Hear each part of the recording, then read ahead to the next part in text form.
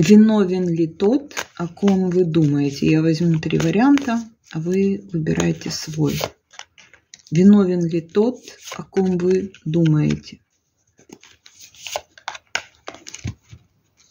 Загадайте ситуацию, загадайте личность. В первом варианте прикладывал старания.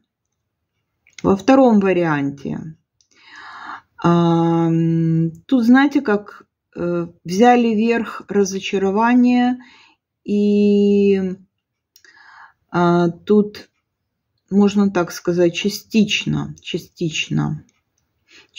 по причине разочарований в чем-то, может быть, в прибыли, может, еще в чем-то. И в третьем варианте, да, и это совпадало с желаниями.